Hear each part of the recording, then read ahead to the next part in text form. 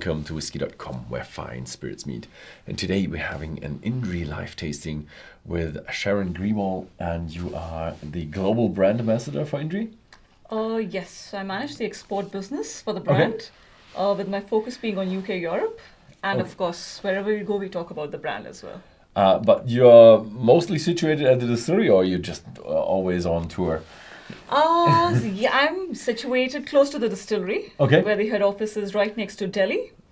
But we always travel. We go out, different exhibitions, different buyers, and talking about the brand and spreading the word. Okay, so thank you very much for being here. Thank you so much. So, is this like the core range of Indri, or what are we having today? Yeah, so today what we have with us is the core range, starting from the Trini, which was the first expression that we launched about 4 years back. Okay. Then we launched a cask strength expression about 3 years back. And then the latest addition to the collection, which was launched last year itself.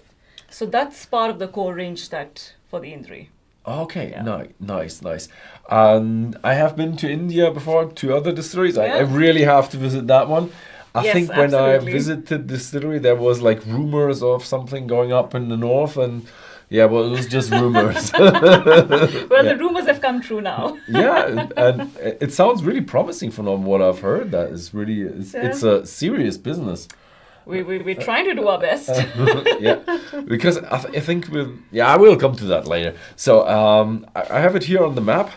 India, don't get me wrong, viewers. India, when you look at that map, that is hugely zoomed out. Yes. So we have it in the. Is it in the north of India? Or it's in the northern part of India. Yeah. Okay. So the capital of India, Delhi, is based in the north. And the distillery is about 3.5 hours drive north of that. So we're in the state of Haryana. Haryana? Yes. So not Punjab? No, Punjab is right next to Haryana. So they're both neighboring states. Okay. Yeah, and they share the same capital. So it's in the state of Haryana. Okay, and I've heard like the whole of the barley and all that kind of comes from Punjab. Is that true? The barley comes mostly from the state of Rajasthan. Rajasthan, okay. Yeah, so Rajasthan is predominantly growing barley. Although there are some other neighboring states like Madhya Pradesh which grow little barley. But Rajasthan is also in the area there. Rajasthan is just below Punjab. Okay, so Punjab is west and then is... Punjab is north. Southwest, okay. Rajasthan is west. West, okay. Yeah, so most of the barley for single malts is grown in Rajasthan. Okay, and then from the north there's the water coming from the Himalayas. Yes. So is the water is it special, or is that like... Tricky. So in India, and especially for us, the water that we get, because the distillery is based on the banks of the river Yamuna. Yamuna, okay. Yes. So water is underground water. Okay. But then it's demineralized water. Okay. Yeah. So the water as such is not adding any aspect to the flavor profile of the whiskey for us. So it's just purely the barley and the maturation process that's adding to it. Okay, nice. So we're very up in the north. I think we'll come to the climate a little bit later. Yeah. Yeah. And you said 2021. And I also had rum of yours. Yes. What was it? Kamikara. Yes. So we make a rum also. Okay. Does then the sugarcane, does it come from like the tropical south, or? So sugarcane in India is grown all across India, from north, central and south. Okay. And India is the second largest producer of sugarcane in the world. Oh, okay. After Brazil. But the funny thing is that still no distillery in India was making rum from pure cane juice. All rum in India is made from molasses, or it's a lot of neutral spirit with added flavor, color and sweeteners to it. So the sugarcane that we use is grown locally around the distillery. Okay, so it's all local farmers. It's right over there. So we have access to fresh sugarcane juice because the company also owns some sugar mills. Okay. So it's just sugarcane juice, fermented, distilled, and matured. Nice. No additives, 100% natural. Okay, I think now we have a picture here. That is one of the warehouses. That is one of the warehouses. It's the biggest warehouse that we have, which houses approximately 35,000 casks under one roof. Nice. Yeah. And so how old is the company? Is it really young? The company is really old. Okay. The company started in the 1950s. At that time, the company was into liquor distribution business. Oh, okay. And then they further expanded on to hospitality industry. We had cinemas, restaurants, and some hotels. And gradually then in 94, we bought a sugar mill. And that is where the production of alcohol in extra neutral alcohol, or ENA, started. But the malt plant got built up in 2010, got commissioned. And we started distilling and maturing since 2012. So the brand is young. The brand is about 4 years old, but the company is really old. Ah, okay. Yeah. But there's no Indri Distillery, right? The distillery is called Piccadily. Piccadily, yes, okay. And the Piccadily distillery is based in the village of Indri. Ah, okay, the village is called Indri, yes. But okay, the distillery is called Piccadily. Does it have anything to do with London Piccadilly? Yes. Ah, okay. So the forefathers of the distillery, they used to visit London a lot in the 1950s and 60s, and were very fascinated by the Piccadilly street over there. So that's where, when they got back, they started naming the restaurants and all in cinema theaters, Piccadilly. Oh, okay. And they did really well with that name. Okay. So they carried on using that name, and they formally then registered the company Piccadilly in 1967. Oh, okay, yeah. Nice. So, yeah, you do have quite a number of brands there. I mean, I think you have the Whistler as well. Oh, that's a blended whiskey that we make. Yes. Yeah, and then the Indri, then the Kamikara rum. So it's also have a vodka now. Ah, you do have a vodka now as well. Okay, so I'm excited about how that is going, especially for the Indri. Yeah. So let's go a little bit into production. We have the fermenters here. My first question is, do you use them for the rum as well? Are they compatible? Yes, we do. So we use the same fermenters, and the same pot stills that we use to distill the single malt is used for the rum as well. Okay, and the juice you just get from the mill and just fill it up. We get freshly squeezed juice, fresh sugarcane juice, put it in the fermenters, and just goes to the pot stills, distill it, and goes for maturation. Yeah. And here you see a little bit in the background, you see the mash tuns. And the barley it's a single malt, so it's 100% malted barley. It's 100% malted barley, and it's an Indian barley. Ah, okay, nice. So it's different from the barley that is used by the Scottish industry or English or any other part of the world. So this is a 6-row Indian barley. Okay. So the 6-row Indian barley has a higher protein content and a lesser starch content versus the 2-row barley, which is used in other parts of the world. So it gives us lesser production because of low starch, but the higher protein is what gives out the fruity, floral flavors that you get when we get to tasting these. Ah, okay, interesting. So it's a little bit different and local. So indigenous barley from India. Yeah, I guess if you import barley, that will also be costly and very very labor intensive, I would say. Absolutely. Yeah. Okay, and here we see the pot stills. Yeah. They look pretty new, but they are the old pot stills for you. They are the old pot stills, yes. They look brand new. The 4 in front that you see were put in 2012 itself when the distillery started. The 2 in the back we installed some years back. Okay. But now, because of the global recognition and love that we've got for the brand, we've expanded our production capacity. So those are the new stills. So that's 4 more sets. So that brings us to 14 total stills. 14. 7 sets. And that is about, what is that, 8, 9, 10 million liters output? That's approximately between 8 to 9 million liters annually. 8 to 9 million liters annually. Okay, that is quite a lot. And there are quite a lot of Indians. So I guess you need more stills. And which ones are the spirit? Which one? I guess the left one is the wash still. Is that right? Yes, the left ones are the wash stills, 25,000 liter capacity each. And the right side are the spirit stills. These are 15,000 liter capacity each. Yeah. So in terms of what kind of spirit are we looking at? Is it like a spicy one, oily, or is it fruity? Or so the sets that we have, so we've kept the angle of the line arm. So we varied it in some of the sets, because we would like to have a combination of lighter or a more heavier and an oily base. So it gives us more room to play around with and, to experiment more and to have a more range, coming in the future. Yeah. Ah, okay. Nice. Okay. So this is and you also do the rum on there. We already had that. And now we come to maturation. This is one of the warehouses. This is, the one that we saw earlier, the biggest one, which houses about 35,000 casks. But again, yes, because of the expansion process, we have 3 more warehouses, which are already almost full. So we have more than 75,000 casks maturing as of now. Oh, okay. Yeah, I guess, I mean, if you expand from like 1 still to 6 stills and then now to 14 stills, that is, I think over the next decade, you're going to always build the warehouses. I would hope so, because I mean, if we are looking for the brand to grow in that pace, I mean, today we are the 15th largest selling single malt globally in terms of volume. Oh, okay. Yeah, and if we are looking to get into the top 10 in the next 4 to 5 years, so I guess the expansion would have to keep increasing. Yeah, I mean, in Scotland, it's usually when you expand, you have to build for the next decade. Yours matures a little bit faster, but I think we'll come to the maturation a little bit later. But 70,000 casks, that is quite a lot. Absolutely. Is quite a lot. That is a lot of whiskey. And the first one is a good, what do you call it? A good start. Oh, yes. I forgot.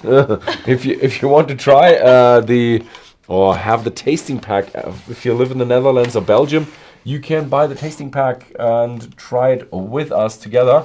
Or I think there's a bundle for all of the big 3 as well. So if you see this video and you want to do that, usually I say that at the beginning so you can pause and buy it and wait and then play the video. But now I messed it up. So the first one, was it Trini? Trini. Yes. Also, it says 3 wood on there, so I know what it is. So Indri also has another meaning, although it's the village where the distillery is based. But Indri in Sanskrit also means the 5 senses. The sense of sight, smell, taste, touch, and sound. So it's like when you're having the whiskey, it kind of engages you, to have all your senses come into play and to explore more what's there. Is there artificial coloring in there? Oh, absolutely not. Not, okay. Absolutely not. It's non-chill filtered, absolutely no artificial coloring in there. Okay, so then we can use my highly scientific measurement of how dark it is. Modern technology. It's plain white. I actually did have that before in 2022. So a little bit after you came out with it, and we gave it a gold award in August 2022. So I found it pretty good. Ooh. So the 3 wood. What kind of 3 woods is it? So the cask that we use for this is ex-bourbon, French red wine, which is from Bordeaux, and PX sherry casks. Oh, okay. Yeah. I like it. I do have a little bit of there's a special kind of gummy bear in Germany. We call it wine gummies. They really taste of wine like gummy bears. Okay, interesting. Yeah, they don't have any wine in there, but they have a bit of a grape taste to it. And it's like that. It's more of it's not like luxury, but it's more sophisticated. Okay, it's not like for the children, it's for adults, but gummy bears for adults. Gummy bears for adults, but not too luxurious. But I have a bit of a mind that I do like it like that. Also spicy. Yes. Yeah. But I also get like a lot of tropical fruits, like caramelized pineapples, mangoes, ripened mangoes. Yeah, it does have a bit of that. It has a little bit of a bourbon touch to it. Like you realize, okay, there are bourbon casks in there. You have a bit of an Indian taste to it. Okay. We do have a good Indian guy next to in the next town over, and he always has at the end he always has like, I don't know, it's like anise seeds and other fennel and all that, but it's a mixture. And it really tastes a little bit like that in the end you get a spoonful of it or something. I don't know. Yeah, it's like a mouth freshener and a digestive. Digestive and mouth freshener. It smells a little bit like that with a bit of oak in it. Oh, okay. Mm-hmm. Yes, it's exotic and spicy and fruity. Yeah. Yeah. Mm. Mm-hmm. Nice. So, cheers. Cheers.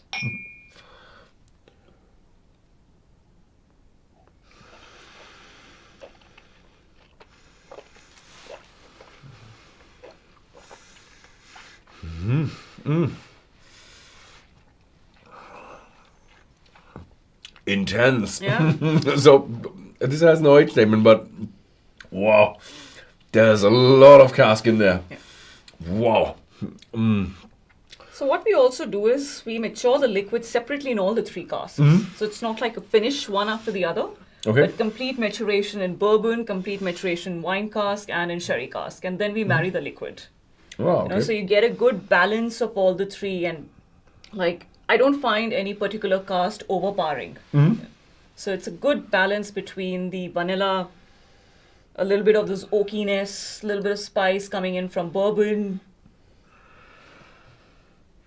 Very subtle, nice nuttiness coming in from the sherry. A little bit of nuttiness. Yeah. But I'm overwhelmed of how spicy and fruity and sweet it is. Yeah. It has quite an intensity. Yeah. Also, I want to say we had the German live tasting before that, so your camera is set for a very tall person. You're not that small. From what I see in the close-up camera, you look like you're tiny, but that's just because the guy before you was really, really tall, and we had to fit him in the picture. No worries. You're normally sized, but the close-up looks a bit funny.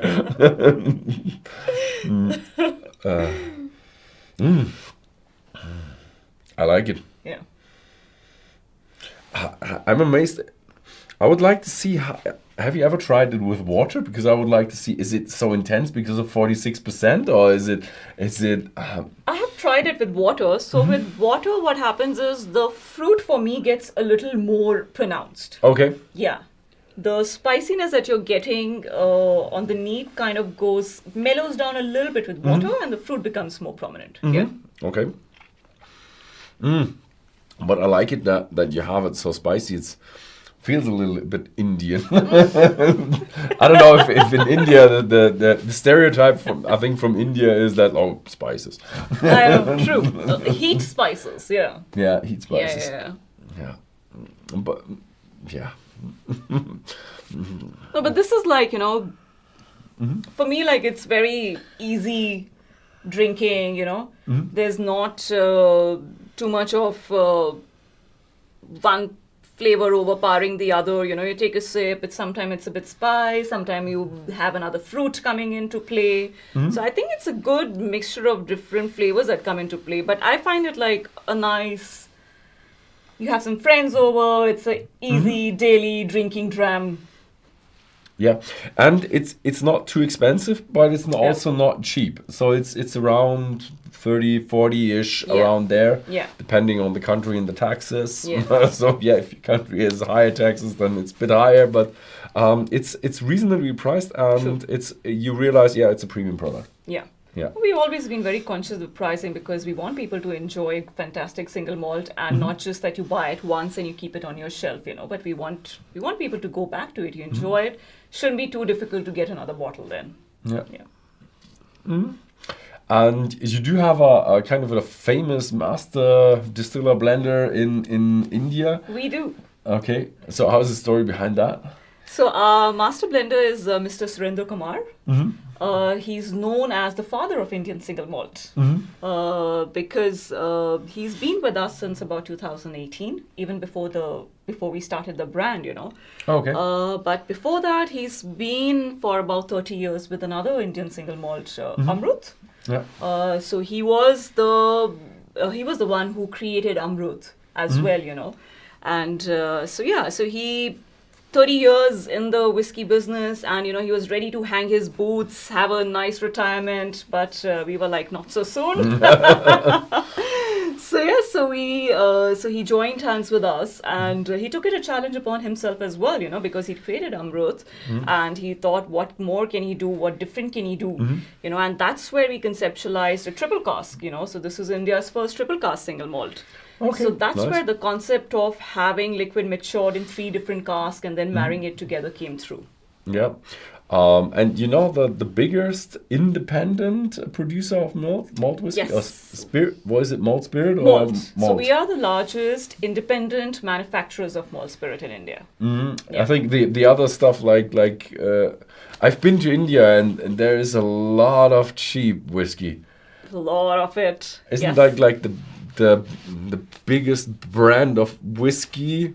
Isn't that like also Indian? It is. Yeah. Whiskey. Yeah. So if you Google and see the top 3 selling whiskeys in the world, those will be brands from India. Oh, okay. Are they? Oh, okay. Yeah. So, but yeah, I mean, it has a lot going into it. So, but yeah, for the past few years, I think single malts in India have really come up, and there's some fantastic single malts out there from India. But I have to say that the Indian street, not single malt, in the street whiskeys, I'm really not a fan of. I actually went to India. There's a video on our channel. There are little what are these cardboard boxes, like milk cartons, and there's whiskey in it. I got them off the streets in I think Bangalore. And Tetra Pak. Tetra pouches. Pak. Yeah, and we were like, ooh, like, oh, this tastes like That's paint. for the instant kick and punch if you want. Yeah, and they're like, oh, okay, 3 aces. I don't think the 3 stands for 3 years. Absolutely not. Now, so there is a huge market for like really bad Indian whiskey, but yes. I think the single malt Indian whiskey is growing. Is it? Would you concur or? No, absolutely. I mean, I think in the past 4 to 5 years, the Indian single malt industry has really grown, and the recognition has been phenomenal from all across.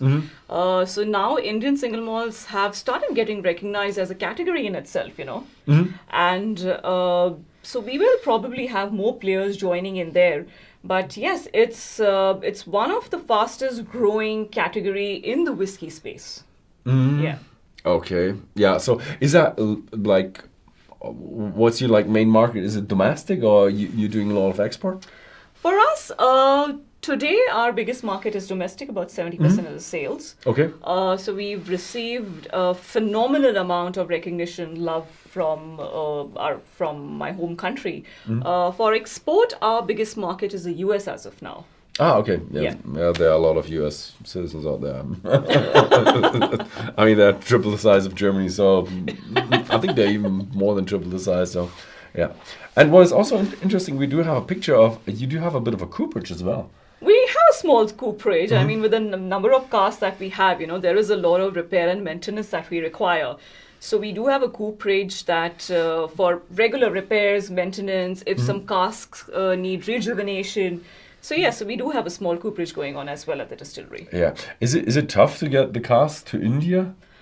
To your region? I mean, India has a lot of ports, but you are very far away from the ports, right? Absolutely. Every cask that we get is imported either from US or from Spain, France, different parts of the world. And once it reaches port, then yes, it's another long journey from the ports to our distillery, because we're really inland and up north. So it's a long journey that the cask undergoes. Okay, so repairing and rejuvenating the cask does make sense, probably. Yes, absolutely. Yeah. Yeah, nice. And I like it that you're putting a little bit thought into the cask as well. If you control the cask, then you can even go a little deeper into making the whiskey. True. Yeah. Absolutely. The next one is a cask strength now. Yes.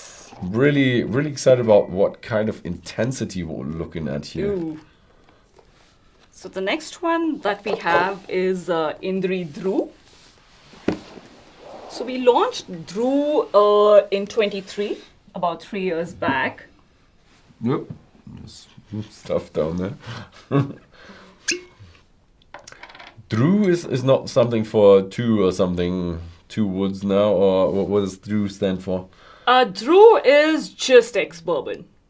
Just ex-bourbon, okay. Yes, first fill and second fill bourbon cask. Okay, what's the Dru then stand for?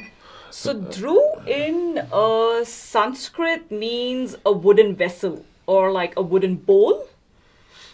So in ancient Indian mythology, they used to serve alcohol to the gods in a wooden vessel. Okay. You know, so Dru being matured completely in ex-bourbon cask. So it's all about the wood over there. Okay. So that's why we thought, the name Dru was very apt for this expression. Okay, the wooden vessel to serve the gods. Okay, interesting. Yeah, like a wooden bowl. Okay. And Sanskrit is, Hindi is the main language in India? Today, and, yes. And Sanskrit is like the old language. Sanskrit is the old language. It's an ancient language. It's not anymore in use in regular vocabulary in speaking or writing. I mean, we do learn it in school to a certain grade, so that we know what it is all about. But it's not in usage in common vocabulary. Is it all India or is it just some regions? No, Sanskrit was... it's difficult to say all India, because before the Britishers, India was not one country. It was like a lot of princely states. So India was like, with the independence, that was like the founding of India. So when the Britishers came in, not with the independence, yes, with independence they drew the lines properly, but when the British came in, they kind of consolidated all the princely states and everything, and that's where it became one nation. Ah, okay. Yeah. Oh, different. Much fruitier, I would say. A little bit more light, fruitier. Even a little bit has a little bit of a sugary, sweet rum taste to it. But it's not like full rum, but there's a note of it in it. Still, there's spices in there as well. Also, a lot of oak. Yeah, a lot of oak as well. Ex-bourbon oil. Yeah. But it's not like the overpowering oak that it overtakes any other kind of nose or on the palate that you'll get. And like for me on the nose, I don't feel the alcohol strength. The alcohol doesn't hit you on the nose. Yeah, in the nose, it's really not that bad. I mean, I think we didn't say it's cask strength and it's 57.2%. 57.2%. Did we mention that? I'm not quite sure. But now we mentioned it. So the cask strength from the distillery. Interesting. Okay, I'm really excited about how intense this is. I'm still... On the palate? On the palate, yeah. So, cheers. Cheers.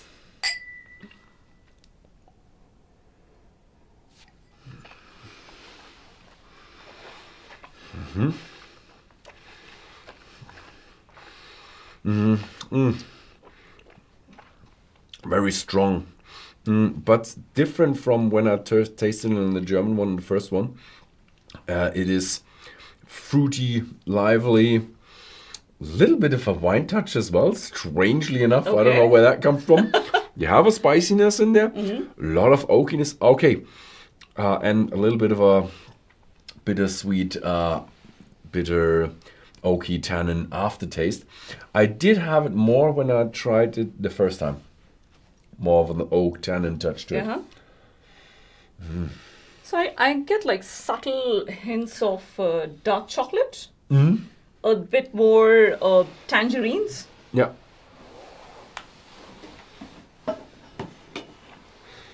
I like it. It's really baffling me how you get such an intensity in there. I mean, we talked around a little bit about like maturation and what is the climate like. I mean, we have like the extremes of let's say Scotland with their mild climate. Then we have like Caribbeans with their extreme tropical climate. You're not like near the Indian Ocean. You're not quite in the mountains. You're near the mountains. Yeah. How is the temperature and climate? For us, the temperature plays a very important role, because it's extreme for us both ways. Be it the cold or be it the heat. The winters go down to 0 degrees Celsius. Okay. And the summer goes up to 50 degrees Celsius hot. 50. 50. Okay. So in the summertime, during those 3-4 months, the whiskey is like literally cooking in the cask. You know? Is it humid or is it dry? It's dry.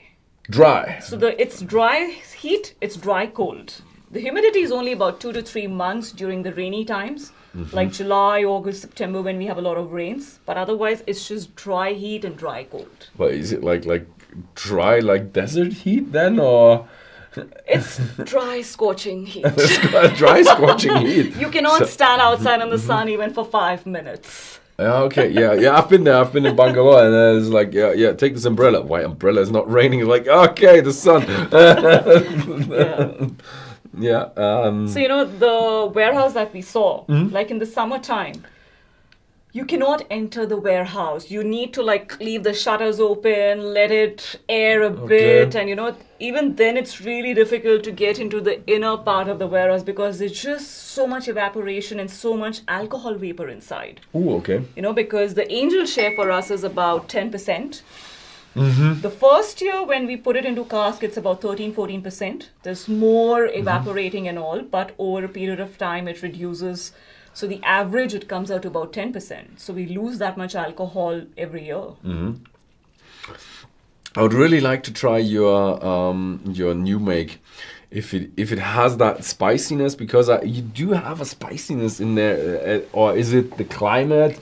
I would really like to when I come there, I do have to try the new make. It's the climate and both the maturation also, Yes. So it's both. Yeah. So even when you taste the new make, the new make has more floral, fruity, tropical fruits coming through. So the spice, I think, gets integrated more during the during the maturation process, and then again from the casks. Yeah. Oh, okay, nice. Yeah, so from what you've told me, it's probably something in between like desert and tropical maturation, I would say. But special. Special. It's their own kind of climate. True. You could argue a little bit of continental if you go down to 0 and you go up to 50. Yeah. It's definitely not a sea climate, it's continental climate with extremes. And that's where it gets tricky for us to mature whiskey for a longer time as well. Yeah. We lose a lot of liquid to evaporation, but it can get too oaky, woody, very tannic, and then... Yeah. I mean, you have all non-age statement, and the thing is with maturation that is outside of mild climates, it's very tough to put numbers on because the numbers are a lot lower than in mild climates. Yeah. If you'd have here a 12-year-old, it was just like, this is a plank of oak. You can't go over 10 with this kind of maturation. It gets tricky. Yeah. I mean, prove me wrong. We have done a very limited expression which was matured for 11 years. 11 years, okay. Yes, so it was very limited, matured completely in French red wine cask. And among all the casks that we had, it was just 11 casks that we could single out for that expression at that age. And it was just 11 casks matured for 11 years. And we got only liquid worth approximately 1,100 bottles. Oh, okay. Rest it just evaporated, That is tough. That is tough. We have one question from one of our commenters on the videos, and it's more of a request as is there going to be more whiskey sent to South Africa? This is more, I think he wanted to phrase it like, send more to South Africa. Yes, absolutely. We are currently available in South Africa in the specialist whiskey shop and whiskey emporium over there. But yes, we will be expanding the market more, and there will be more whiskey coming into South Africa, more Indri coming into South Africa. Okay. So in terms of, this is like your core range. And you mentioned there was single cask. Is there more single cask coming out into the international markets? Yes, we do have some single casks in the German market currently also. And just... next month, we're going to be introducing another single cask. Okay. It's a peated Pinot de Chiron cask. Ah, okay. Yeah, so that's another one to look forward to. Peated. I think, we're coming into peated later. Yeah. And But you're just going with single casks, or is there any yearly casks or more core range? The core range, we have 3 right now, and we might add something interesting to it later in the year. Okay. So we'll just have to wait and watch for that. But otherwise, we do some limited editions yearly. We do a Diwali collector's edition. So Diwali is a festival of lights, the biggest festival in India. So that edition is an ode to the Diwali festival. So it's released in the later part of the year. It's usually a single cask that we do. And so like very few bottles get to each market because it's a single cask. And so mostly there'll be some limited editions that we'll do and some single cask specialty just for like the German market. Okay.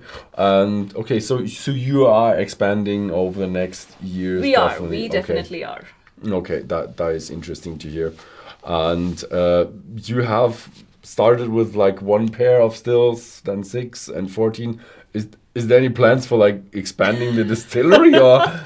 We just expanded. We just expanded the distillery from 6 stills. We added 8 more stills, and we've added more fermenters also. Oh yeah. We had 8 fermenters initially of 60,000 liter capacity each, and we've added 8 more of 85,000 liter capacity each. And of course, we've added more warehouses where 75,000 plus cask. So yes, there'll be a lot of whiskey coming in, and this is keeping in mind, at least the next 10 years. And of course, as we grow more down the year, there is always scope for more expansion. Okay. And the distillery, is it possible to visit the distillery? Absolutely. Okay. It's very much possible because we have a visitor center also now up. We're still working on the website to come up where people can book distillery visits and all. But anyone interested can definitely reach out to us, write to us. Currently, you just go there and you just reach out to us because we're not right next to a big city like Delhi or something. It's a 3.5-hour drive up north. Okay. So there's a bit of a planning involved over there. But anyone who'd love to visit us can definitely write to us, reach out to us, and we'll arrange for it. Is it a touristy region? Where the distillery is, it's not a tourist region. It's a purely agricultural area. Okay, it's away from the hustle bustle of the city, So you get to see the sugarcane fields all around. You get to see the rural part of India. It's a nice drive to there. So it's like cut off from all the chaos, that India is generally known for. Okay, so you could land in the chaos of Delhi. Yes. See Delhi and see Indri, and then move up north to the Himalayas. Yes, you move up north about 3.5 hours drive, but the Himalayas are a bit like about 200 kilometers more ahead. Okay, that is another 5 hours then. Another 4 or 5 hours. 4 or 5 hours. Yeah, okay, so yeah. Sounds good, but I already got kids, so I need to wait till they are old enough. Okay, and the last one now. Yeah. Agneya. Agneya. Yes. Okay. So Agneya in Sanskrit means belonging to fire. Fire. Okay. Yes. So every expression that we create is very thought after, because we want the liquid profile, This is a dark bottle. Yes. Okay, so it's a lightly peated expression. Okay. So that's where the name belonging to fire. And slightly it's not a full black bottle, so it's translucent because it's not heavy peat. It's gentle, mild there. So that's where translucent bottles. So, every expression that we do is really thought after with the name because we want the name to match the profile of the liquid and, of course, the presentation as well. So mildly peated. Yeah. You have the local barley, as you mentioned. This is also the local barley? Yes, this is also the local 6-row Indian barley. And the local peat, or? So we don't have any peat coming out of India. Okay, there's no peat in India, okay. No. As such, peat should be everywhere because it's just organic matter decaying all across, but it's never been explored in India. Okay. So the peat for this is imported from Scotland. Oh, okay, it is. It's Highland peat. So Scottish peat, and the barley is still the Indian barley. Okay. Yes. So the peating of the barley is done in India. Ah, okay. Yes. Was it tough to get a maltster to do with the peat? Or is it common in India? It's not as common as the regular 6-row barley. So none of the distilleries in India have their own malting floors, Okay. So all the distilleries get their barley from a very specific couple of companies that we have in India. And they then do the peating according to the specification of how the distillery wants it. Yeah. Yeah. Okay, they can handle the peat. Okay, Yes, cool. yes, they can. So in terms of color, I would say about what we had in Trini. In Trini, yes, yeah, yes. about the that. Dru is little more darker because of the first fill, and Dru has a little more maturation on it than the Trini and the Agneya. Yeah. So the maturation is longer for Dru.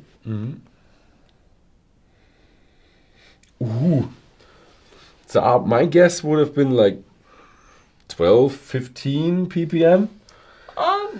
We've not measured the ppm, Okay. but it'll be in ballpark 15, not more than 20. Yeah. It's just around 15 plus minus. And what did you say about the casks? So this is matured in bourbon and sherry cask. So separate maturation in bourbon cask and separate in sherry cask. Yeah. And then we marry the liquid. It's interesting what I've just seen here on the bottles is we all got them from Prineos, our importer in Germany, but this is a bottle for the American market. It has 46% ABV, 92 proof, which is American proof, just double the ABV. And this one is UK market one, 46% ABV, 80.5 proof. This is, I think, UK proof, right? It's the British imperial proof. So it doesn't matter for Germany because we are in alcohol by volume. So it got tricky down the line. We started off with the imperial proof because even in India we follow the imperial proof. That's what the Britishers left us with. Okay, maybe this is an Indian bottle. No, it's a Europe bottle. Even this is a Europe bottle. But what happened over a period of time, we started getting a lot of people reaching out to us and, hey, you know what? You've got your proof wrong. And we were like, not really. It's the imperial proof. The calculation is different.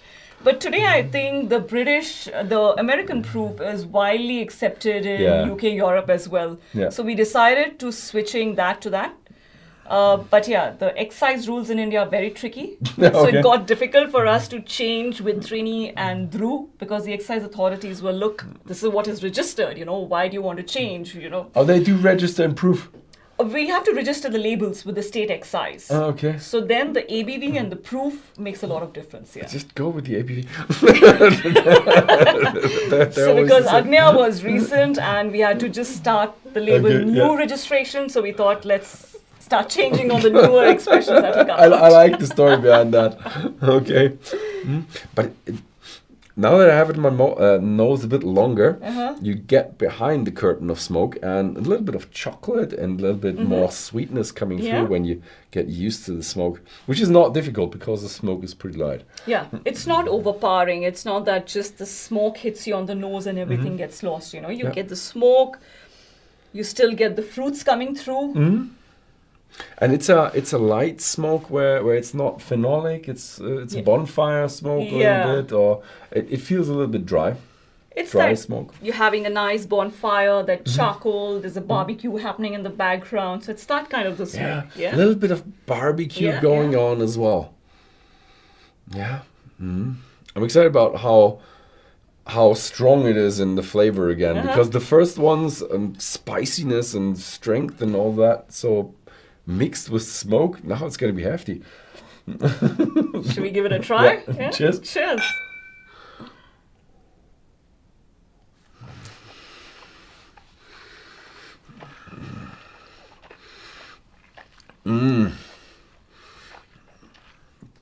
Nice. It's just like the others with a bit of a curtain of smoke, but just all around a little bit.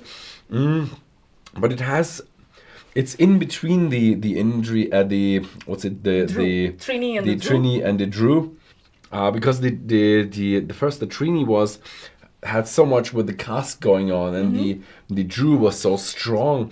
And this one, you realize, okay, there's a bit of sherry oak in there as well. Yeah. But it still has a lot of strength as well. I like it. So, it's like, I love the balance of the peat and the fruit in this, like you get a little bit of a wave of peat, and then you have fruit coming through, and then there's again a little bit of smoke, and then there's again a play of tropical fruits, a little bit of apricots, little dark chocolate. Yeah, I like it that you went about 10 to 20 ppm, because you can really feel that still in the glass. Yeah, you really have still fruitiness, spices, oakiness coming through. Not just like smoke. You just hang on to it to find something else. But with the 10 to 20, it's easy to find the others. It is true. Yeah.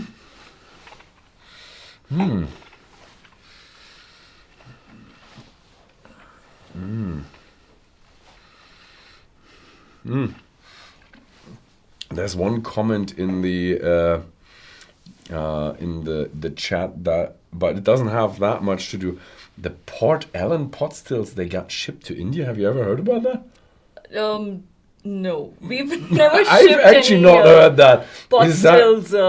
Is that like when probably back in the 80s, 90s, when Port Ellen was shut down, and they probably sold it to India, but I don't know, never heard of it. No. All the pot stills that we have with us are Indian-made pot stills. Indian-made pot stills. Yeah. And did you have like an idea why you shaped them like this, or is there a story behind that?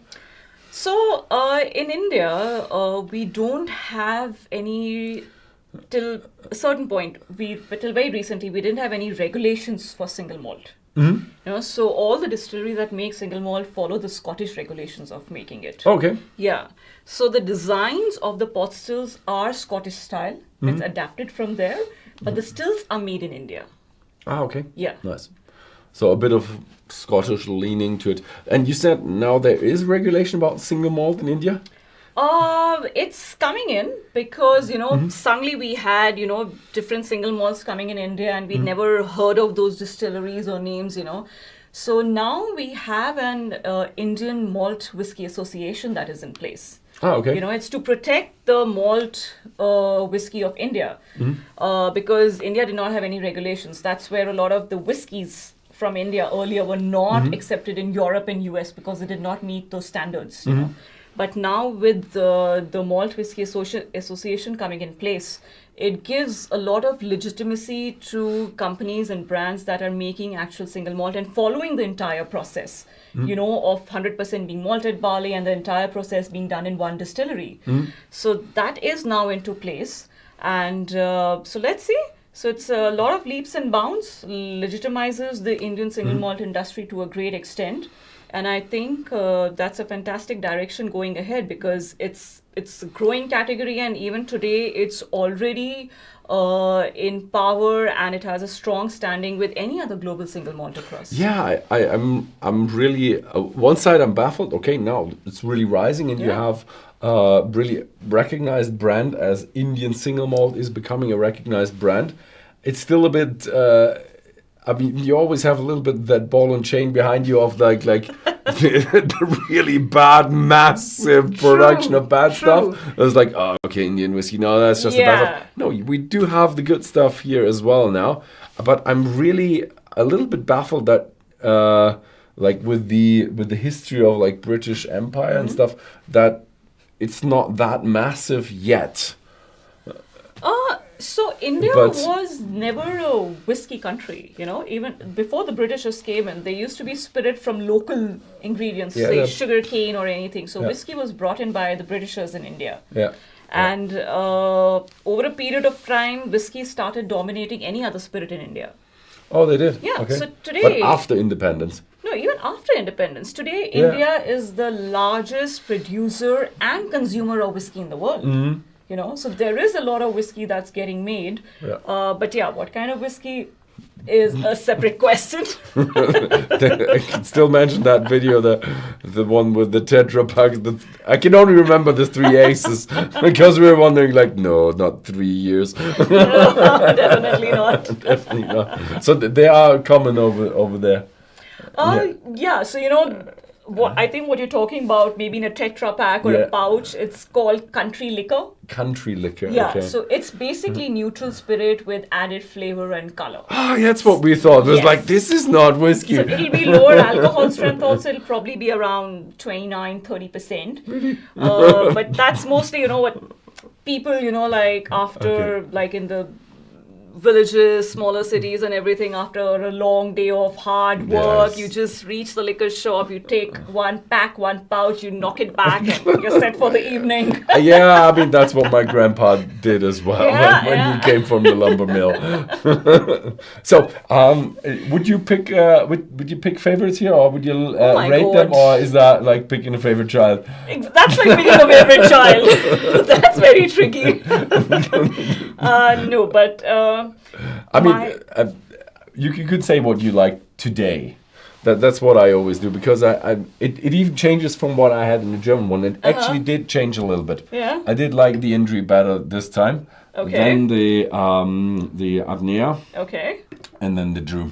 Okay. In the German one, I did like the peaty one, the Agna, better than the Indri. But this time, it just hit me. It was just nicer with the like the fruitiness and the wine spirit and wine flavor in that. Yeah, I really like that. For me, recently I've loved Agna. Mm-hmm. I love the other two also. But I think like the first time I had Agna, I was like so taken aback, because I absolutely loved the balance of peat and the tropical fruits in it. I couldn't find one overpowering the other or taking a backseat. It was like a wave of peat, a wave of tropical fruits, and everything just very nicely blending with each other. So I think I'm slightly leaning more towards Agna as of now than the other two. Yeah. You're slightly at Agna. Okay, that is nice. Mm-hmm. Yeah, we do have to say, we had usually in the Whisky.com, the Americans are not awake yet, or not for drinking time yet. They still have to work. That's the way. We had pretty good. We were pretty even. It was like, I think 40, 33, 27 or something like that. So it was like that's flat. Yeah. That is as flat as it can get. So they are pretty neck to neck, all of them. I think they're all three very different from one another. Yeah, they are. Because we wanted to bring out, every time we bring out an expression, we want to do something different. Mm-hmm. So it's very thought after that. What's the next step we want to take? Although, yes, you have the tropical fruit, the gentle spices coming in all through them, which is the distillery character that comes through. But at the same time, I think all three are very distinct from each other. So they all have very different flavors to offer to, very distinct palates. Yeah. You said there is one single cask coming out with a Pinot Noir or Pinot de Chiron. Pinot de Chiron with peated. Yeah, I'm really excited. I would like to see if you expand the core range, or if you had more bottlings. I would really like to see more about the peated stuff. Yeah. Because it really it's nice to have that, even that adding of peat to that spicy and interesting liquor. So the next expression we will come out will again be very different from these three. Oh, okay. Yeah. Again, something unique over there, and yeah, we'll just have to wait and see. Yeah, we'll wait. Can't reveal too many secrets right now. Yeah. It's good. Yeah, and I think we're pretty much done. Or do you still have something? Anything else? No, I think. I mean, we're just a 4-year-old brand, and we've got some tremendous love globally from all different parts of the world, and that's what's made us the 15th largest single malt globally. And we are the largest Indian single malt selling today, back home and even overseas. So it's been a fantastic journey, till now. And looking forward to what's ahead. A lot more new exciting things coming. Yeah. So thank you very much for thank you so much, Ben, sharing all the information. Thank you so much. And hopefully next time I'll see you at the distillery. Absolutely, please, love to have you over. Yeah.